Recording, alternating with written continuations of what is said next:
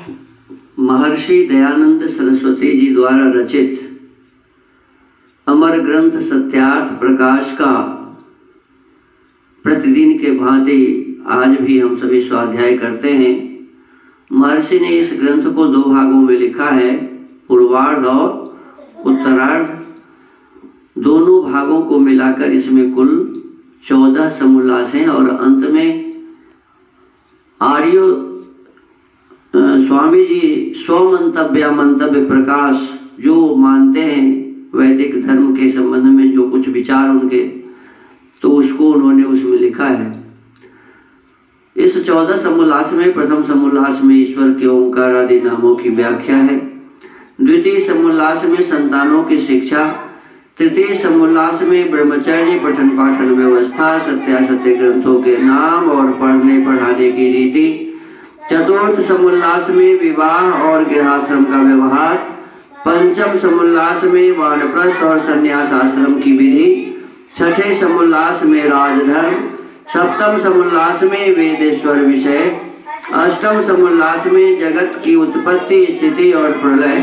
नवम समोल्लास में विद्या अविद्या बंध और मोक्ष की व्याख्या। दसवें समोल्लास में आचार अनाचार और भक्ष्याभक्ष्य विषय।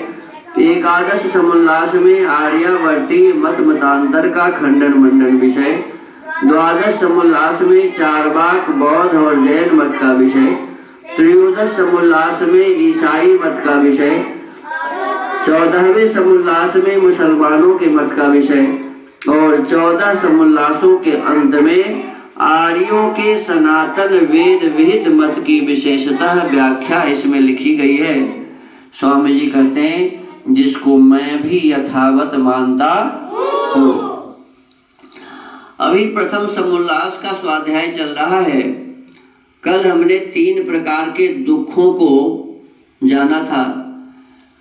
एक दुख है जिसे कहा जाता है आध्यात्मिक, जो हमारे शरीर में होता है, आत्मा में जो दुख होता है, इसको कहते हैं आध्यात्मिक। बुखार हो गया, सर्दी जुकाम हो जाती है, देह में दर्द हो जाता है, तो इस प्रकार के दुख को क्या कहते हैं? आध्यात्मिक। और इसी को दैहिक क्या कहते हैं? दैहिक दुख, ताप। और दूसरा है वो है आधि भौतिक। आधि भौतिक का मतलब होता है जो दूसरों से मिलता है, हमारे अड़ोसी से, पड़ोसी से, परिवार के सदस्यों से या अन्य जीव जंतुओं से, सांप आदि जो है, कुत्ता आदि, उससे जो हमें दुख मिलता है, अन्य प्राणियों से, तो वो है आधि भौतिक। और तीसरा है आधि दैविक, जो वर्षा होने से, भूकंप होने से, ऊपर से बिजली गिरने से, कभी कभी ऊपर से गिरता है बिजली, आदमी उसमें जल जाता है, मर जाता है, तो ये है आधि दैविक। क्या कहते हैं इसको? तो इस प्रकार के 3 प्रकार के दुखों को हमने जाना है। अब आगे है सूर्य आत्मा जगतस्तस्तु सश्च। ये यजुर्वेद का मंत्र है। इस यजुर्वेद के वचन से जो जगत नाम प्राणी, चेतन और जंगम, जो जिसमें चेतना है वो चेतन, और जिसमें चेतना नहीं है, जड़ है, वो जंगम। अर्थात जो चलते फिरते हैं, तस्थुषः अप्राणी अर्थात स्थावर, जड़ अर्थात पृथ्वी आदि हैं। जंगम कहते हैं जो जिसमें क्या कहते हैं? प्राण है, चलते फिरते हैं। और तस्थुषा कहते हैं अप्राणी, जिसमें प्राण नहीं है, अस्थावर, जड़ अर्थात पृथ्वी आदि हैं, उन सबके आत्मा होने और स्वप्रकाश रूप सबके प्रकाश करने से परमेश्वर का नाम सूर्य है। परमात्मा का एक नाम क्या है जी? सूर्य है। क्यों? कि सबका आत्मा हुआ है। सबको प्रकाशित करने वाला वही है और स्वयं प्रकाश स्वरूप है। स्वयं प्रकाश स्वरूप है, दूसरों को प्रकाश देते हैं, इसलिए परमेश्वर का नाम क्या है?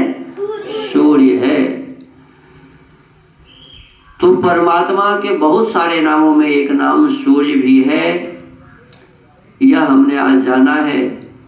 जैसे ये हम जिस सूर्य को देखते हैं, जिसे हम सूर्य कहते हैं, उससे हमें क्या मिलता है? प्रकाश मिलता है। अब कोई पूछे भाई उस सूर्य में कहाँ से प्रकाश आया? सूर्य में कहाँ से प्रकाश आया? तो इसके अलावा कोई भी उत्तर नहीं है कि जिस परम ब्रह्म परमेश्वर ने सूर्य को बनाया है, उसी ने उसमें प्रकाश को भी डाल दिया है, प्रकाश को भर दिया है। तो प्रकाश परमात्मा के पास कहाँ से आया? कहते परमात्मा स्वयं ही प्रकाश स्वरूप है, वो प्रकाश का ही भंडार है। जैसे आनंद स्वरूप है, वैसे परमात्मा प्रकाश स्वरूप भी है। तो परमात्मा ने अपने प्रकाश को किस में डाल दिया है? सूर्य में डाल दिया है। अच्छा, प्रकाश हम देखते हैं कि नहीं? कहाँ है प्रकाश? दिखाई। प्रकाश कहाँ पर है? दिखाओ, प्रकाश कहाँ है? आप प्रकाश देख नहीं सकते। प्रकाश देखेंगे तो कहेंगे ये है प्रकाश। एक किताब है कि प्रकाश है? प्रकाश में दिख रहा है। क्या है? प्रकाश में अनेक पदार्थ दिख रहे हैं, लेकिन प्रकाश कहाँ दिख रहे हैं? आप तो प्रकाश, जैसे मान लो हम जब किसी पदार्थ को नहीं देखेंगे तो क्या कहेंगे? उस समय क्या होता है? अंधेरा होता है। जब वस्तु को देखते हैं तब समझते हैं कि प्रकाश हो गया। वस्तु को देखते हैं तो क्या समझते हैं? प्रकाश हो गया। और जब वस्तु को नहीं देखते हैं तो अंधेरा हो गया। रात्रि काल में ऐसा ही हो जाता है, अंधेरा हो जाता है। तो प्रकाश को देखा नहीं जा सकता और परमात्मा को भी देखा नहीं जा सकता, क्योंकि वो प्रकाश स्वरूप है। जैसा प्रकाश वैसा ही परमात्मा। तो हमको आपको उस परम ब्रह्म परमेश्वर के इस एक नाम को भी जानना चाहिए कि उनका नाम सूर्य है। क्यों? कि वो स्वयं प्रकाश स्वरूप है। स्वयं क्या है जी? प्रकाश स्वरूप के जैसा है। और जितने भी प्रकाश करने वाले पदार्थ दिख रहे हैं, सब में उन्हीं का प्रकाश है। सब में उन्हीं का प्रकाश है। एक क्या कहते हैं उसको? भगजुगनी, जुगनू कहते हैं उसको। क्या कहते हैं? जुगनू के पीछे भी धूम में क्या लगा हुआ है? बल्ब लगा हुआ है, प्रकाश होता रहता है। कभी देखे आप लोग? रात में अंधेरे में जो उड़ता रहता है तो भुक भुक भुक भुक बढ़ता रहता है, कभी बंद हुआ कभी चालू हुआ। तो ये जुगनू के भीतर भी प्रकाश कहाँ से आया? उसी परम ब्रह्म परमेश्वर ने एक ऐसा प्राणी बनाया जिसके भीतर में उन्होंने प्रकाश को डाल दिया है। तो इस प्रकार से संसार में जो सूर्य हैं, अनेक सूर्य हैं, एक ही नहीं, बहुत सारे सूर्य हैं। और उसमें जो प्रकाश हो रहा है, उस प्रकाश को बनाने वाला वही परम ब्रह्म परमेश्वर है। तो आज के स्वाध्याय के क्रम को यहीं विराम देते हैं।